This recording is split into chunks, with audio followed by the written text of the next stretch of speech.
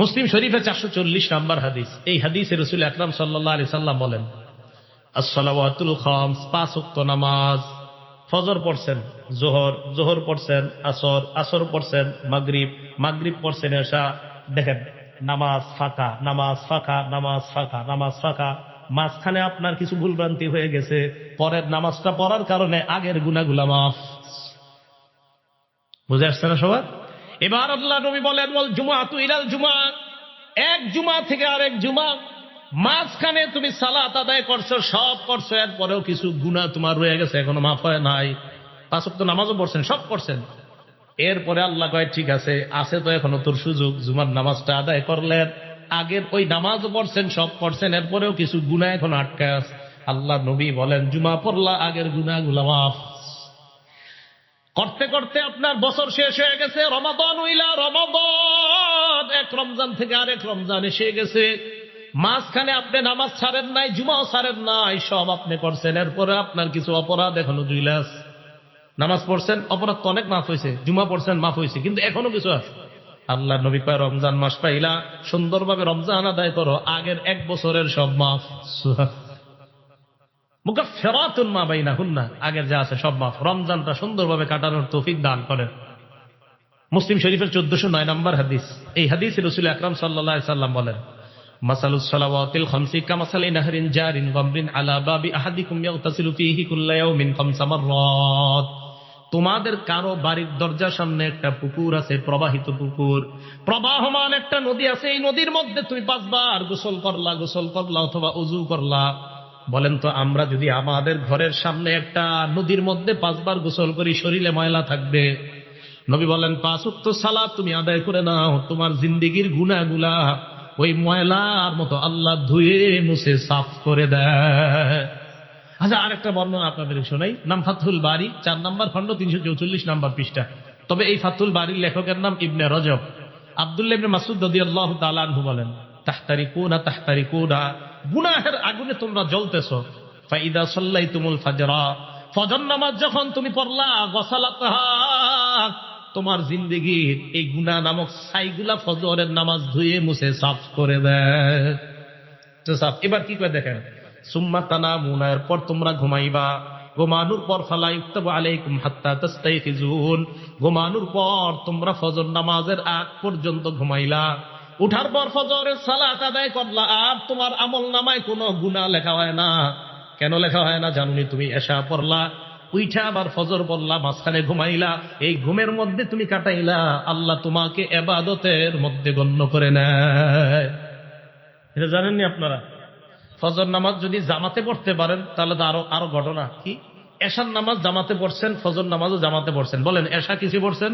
জামাতে। ফজরও ক্বালা রাসূলুল্লাহ সাল্লাল্লাহু আলাইহি ওয়াসাল্লাম, আল্লাহ নবী বলেন, মান সাল্লাল ফাজরা মান সাল্লাল ইশা বি জামাআ, কোন ব্যক্তি যদি এশার নামাজ জামাতের সাথে আদায় করে, আদায় করার পর ওই ব্যক্তি ঘুমাইল, আল্লাহ নবী বলেন, ফাকান্নামা ক্বামা নিসফাল লাইল, হাত উঠানো দরকার নাই। আজকে যারা যারা এশার নামাজ জামাতের সাথে আদায় করছেন, আপনারা একটু পরে ঘুমায় যাবেন, আল্লাহ নবী কয় এশার নামাজ জামাতে আদায় করছেন, অর্ধেক রাত দাঁড়ায় দাঁড়ায় ইবাদত করলে যেই সওয়াব, আপনি ঘুমের মধ্যে ওই সওয়াব পেয়ে যাবেন। এরপর আপনি উঠে ফজরের নামাজ জামাতে আদায় করলেন, বলেন ইনশাআল্লাহ আগামীকাল যদি আপনারা সবাই ফজরের নামাজটা জামাতে আদায় করেন, নবী বলেন, ফাকাত নামাজ সাল্লাল লাইলা কুল্লাহ, সারা রাত নামাজের সওয়াব পেয়ে যাবেন। মুসলিম শরীফের হাদিস, 1377 নম্বর হাদিস। তাহলে নামাজ যদি আমরা পড়ি, এশা পড়ে যদি ঘুমাই, আর উঠা যদি ফজর পড়ি, বলেন ঘুম ও ইবাদতে গণ্য করে নিবেন কে? কি বলবো তো ইনশাআল্লাহ। তাহলে 7 নাম্বার, নামাজ পড়লে গুনাহ মাফ করে দেয় আল্লাহ। 8 নাম্বার, নামাজ পড়লে আমার আপনার মর্যাদা আল্লাহ বাড়ায় দেয়। মুসলিম শরীফের 480 নম্বর হাদিস। নবীজির গোলাম সাওবান রাদিয়াল্লাহু তাআলা আনহুর কাছে এক ব্যক্তি আসছে। আসার পর প্রশ্ন করলেন, আমাকে এমন একটা আমলের ব্যাপারে বলো যে আমলটা করলে আমাকে আল্লাহ জান্নাত দিবেন। 3 বার এই প্রশ্ন করছে। 3 বার এই প্রশ্ন করার পর নবীজির গোলাম বললেন, সালতু আন যালিকান নবী সাল্লাল্লাহু আলাইহি ওয়াসাল্লাম, আমি আল্লাহ নবীকে এই প্রশ্নটা করেছিলাম, মর্যাদা কিভাবে বাড়ে। নবীজি জবাব দিলেন, আলাইকা বিকাসরাতিস সুজুদ, তুমি বেশি বেশি সিজদা দিবা। নামাজ যত পড়বা তত তোমার সিজদা হবে। ফাইন্নাকা লা তাসজুদু লিল্লাহি সাজদা, আপনি যখন একটা সিজদা দেন, ইল্লা রাফাকাল্লাহু বিহা দারাজা, এই এক সিজদায় আপনার মর্যাদা বেড়ে যায়। আবার সিজদা দিলেন আপনার গুনাহ মাফ হয়ে যায়। এক সিজদা দিলে মর্যাদাও বাড়ে, গুনাহ মাফ হয়। আরেক সিজদা দিবেন, আবার মর্যাদা বাড়ে, আবার গুনাহ মাফ হয়। এবার আপনাদের কাছে আমি জানতে চাই, নবীর কাছাকাছি জান্নাতে কারা থাকতে চান? আসলে থাকতে চান? হাত নামান। এটা হলো 9 নম্বর উপকারিতা। নামাজ পড়লে নবীর কাছে থাকতে পারবেন। দলিল মুসলিম শরীফের 481 নম্বর হাদিস। নবীজির সাহাবা নাম মনে রাখবেন, রবিআ ইবনে কাআব। বলেন কি নাম? রবিআ ইবনে কাআব বলেন, কুনতু আবি তুমা রাসূলিল্লাহি সাল্লাল্লাহু আলাইহি ওয়াসাল্লাম, আল্লাহ নবীর সাথে আমি রাত্রি যাপন করলাম। রাতের বেলা আল্লাহ নবীর অজুর পানি আমি এনে দিলাম, আর নবীর প্রয়োজনীয় জিনিসগুলো আমি এনে দিলাম। নবীকে আমি অজুর পানি দেওয়ার পর আল্লাহ নবী আমাকে বললেন, সাল, এই মেয়ে আমার কাছে কিছু চাও। সাহাবা বলেন, নবীজি আমারে বললেন আমার কাছে কিছু চাও, যা চাইবা তাই দিব, চাও। সুবহানাল্লাহ। আচ্ছা, আমি আর আপনি হইলে কি চাইতাম বলেন তো? আপনাদের কথা কি, আমি হইলে মনে করতাম যে একটা বাড়ি টাড়ির ব্যবস্থা করে দেন, এরকমই। দেখেন আমাদের নবীজি সাহাবা কত বুদ্ধিমান। উনি বললেন, ইয়া রাসূলুল্লাহ, ইন্নী আসআলুকা মুরাফাকাতাকা ফিল জান্নাহ, আমি জান্নাতে আপনার সাথে থাকতে চাই। তাই তুমি কি কও? কই যে এটাই চাই। নবীজি কই, আওয়া গায়রা যালিকা, এছাড়া আর কিছু চাও না? কয় না, এটাই চাই, আমি জান্নাতে আপনার সাথে থাকতে চাই। নবীজি বললেন, ফাআইন্নী আলা নাফসিকা বিকাসরাতিস সুজুদ, তাহলে বেশি বেশি সিজদা করো, নামাজ পড়ো। যত বেশি নামাজ পড়বা জান্নাতে আমার তত কাছে থাকবা।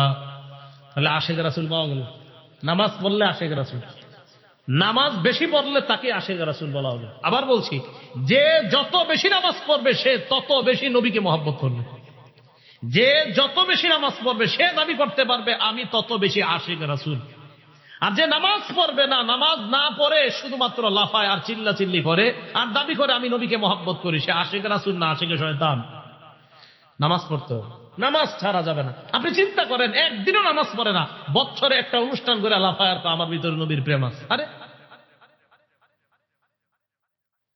তাহলে বলেন তো, আশিক রাসূল কি নামাজ ছেড়ে দিলে হবে না নামাজ পড়লে? নবীজির কাছে থাকা যাবে নামাজ ছাড়লে না পড়লে? আমি এটা যে মানি, আমার মন চাই এই হাদিসটা আমি পুরো বাংলাদেশের ঘরে ঘরে গিয়ে বলি যে নামাজ পড়লে আশিক রাসূল হয়, নামাজ না পড়লে হয় না। এই যে নবী বলছেন, মুসলিম শরীফের 481 নম্বর হাদিসে নবী বলছেন যে তুমি যত সিজদা করবা জান্নাতে আমার তত কাছে থাকবা। আমি আপনি বলতেছি না, নবীর প্রেম যত থাকবে তত জান্নাতে, নামাজ পড়ি আর না পড়ি নাউজুবিল্লাহ।